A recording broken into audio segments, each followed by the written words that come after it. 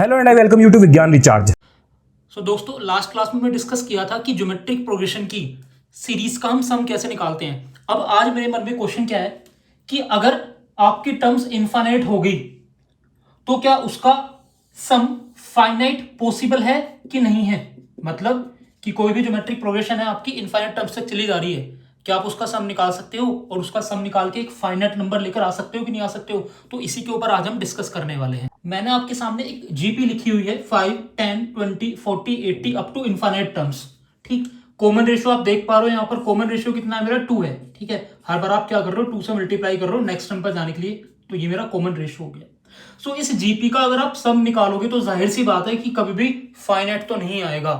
ठीक है, infinite numbers है हमारे। ठीक है, आप ऐड करे जा रहे हो, ऐड करे जा रहे हो, तो आपका जो रिजल्ट आएगा वो भी कैसा आएगा, इनफाइनाइट आएगा। कि इस जीपी का जो सम होगा वो इनफाइनाइट होगा, क्योंकि जीपी कैसी है मेरी, इनफाइनाइट टर्म्स तक की है। सो ऐसी कौन सी कंडीशन है कि जिस केस में आपके पास इनफाइनाइट टर्म्स तक की जीपी का सम फाइनाइट आ जाए। ये है वो कंडीशन भाई कि कॉमन रेशियो का जो मॉडुलस है वो मेरा लेस देन 1 होना चाहिए। अब समझो इस बात को कैसे। लेट सपोज आपके पास में केक का पीस है जो कि फुल है। आपको क्या करना है, हर बार इसको हाफ डिवाइड करना है। कि आपने एक बार इसको हाफ डिवाइड किया तो ये पोर्शन गया, ये बच गया। फिर आपने इसको हाफ डिवाइड किया तो ये पोर्शन गया, ये बच गया। आपने फिर से इसको हाफ डिवाइड किया तो ये पोर्शन गया, ये बच गया। सो इस तरीके से आप देख पा रहे हो कि हर बार आप एक सिंगल पीस को हाफ से मल्टीप्लाई करके हाफ हाफ करे जा रहे हो, तो कहीं ना कहीं पर तो जाकर ये खत्म होगा ना, इन्फिनेटली। ठीक है, ये आपका प्रोसेस इन्फिनेटली चलेगा, एग्जैक्ट जीरो नहीं होगा, लेकिन कहां जाने की कोशिश करेगा, जीरो के करीब जाने की कोशिश करेगा। ठीक है, तो कहीं ना कहीं पर तो ये खत्म होगा।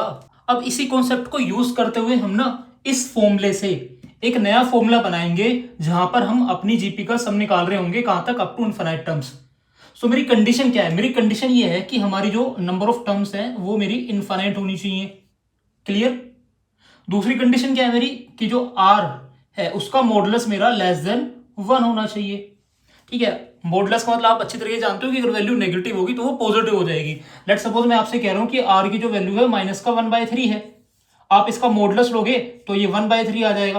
अब आपको ये चेक करना है कि 1/3 1 से छोटा है कि नहीं है, तो बिल्कुल है, तो मतलब ये भी पॉसिबल है।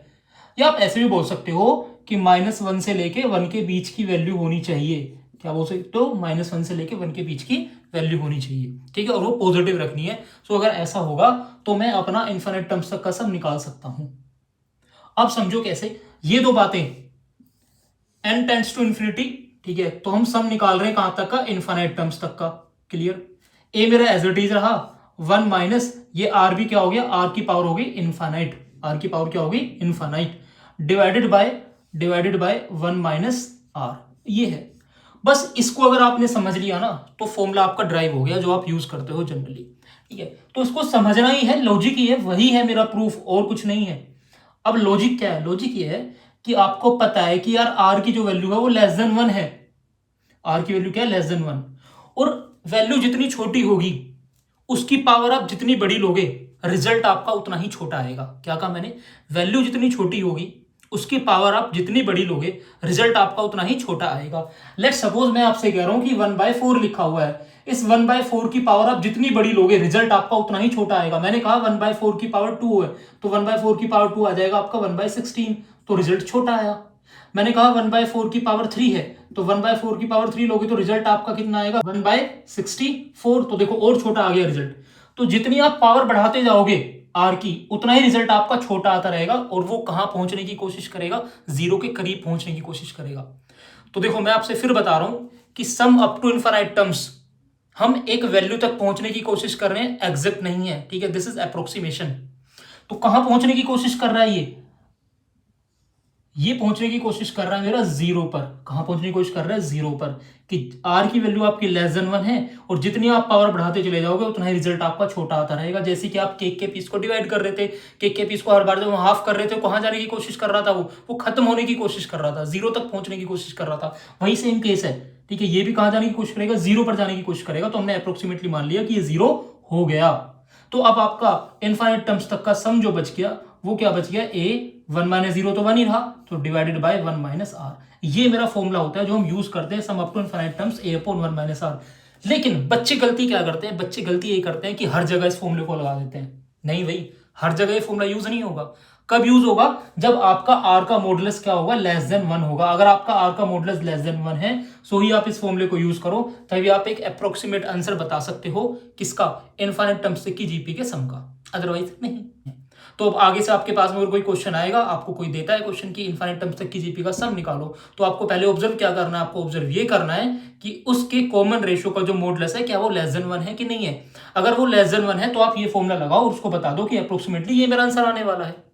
लेकिन अगर आपका कॉमन रेशियो, ठीक है, लेस देन 1 नहीं है, सो इट मीन्स आप उससे बोलोगे कि भाई इसका जो सम है वो तो इनफाइनाइट ही आएगा, क्योंकि आप जानते हो किसी भी चीज को इनफाइनाइट तक ऐड करोगे तो इनफाइनाइट ही आएगा, किसी को इनफाइनाइट से मल्टीप्लाई करोगे तो भी इनफाइनाइट ही आएगा।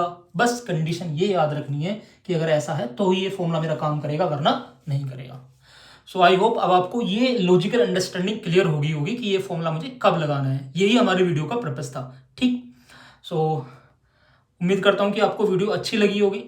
करना क्या है, चैनल को सब्सक्राइब जरूर करना है जिसने अभी तक नहीं किया है, ज़्यादा से ज़्यादा शेयर करना है वीडियो को, लाइक जरूर कर देना, ठीक है, और बेल आइकन को भी हिट कर देना ताकि आपको आने वाली वीडियोस की नोटिफिकेशन मिलती रहे, ठीक है। तो नई वीडियो मिलते हैं किसी नए टॉपिक के साथ में, तब तक के लिए गुड बाय, टाटा बाय।